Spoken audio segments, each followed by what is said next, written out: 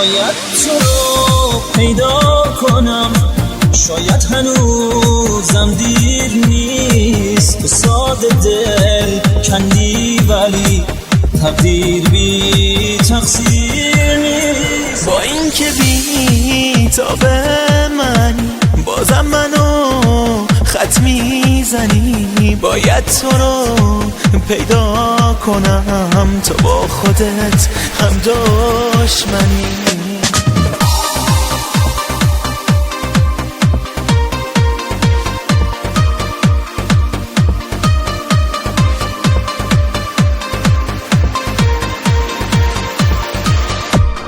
کی با یه جمله مثل من میتونه آرومت کنه؟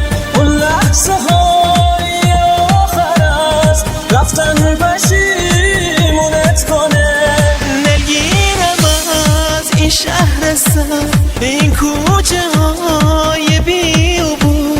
وقتی به من فکر میکنی حس میکنم از راه دور.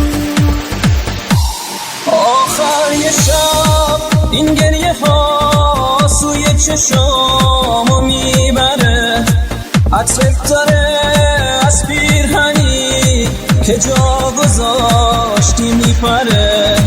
باید تو رو پیدا کنم، هر روز تنها تر نشی. راضی به با من بودنت حتی از این کمتر نشی. پیدات کنم حتی اگه پروازمو پرپر کنی. محکم بگیرم دست تو احساسمو باور کنی.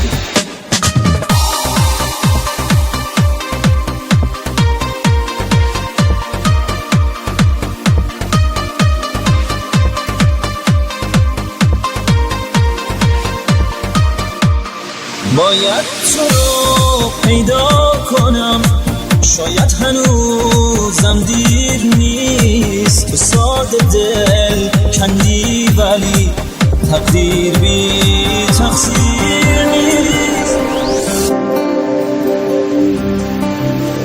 ریمیکس بای سیاوش صدری.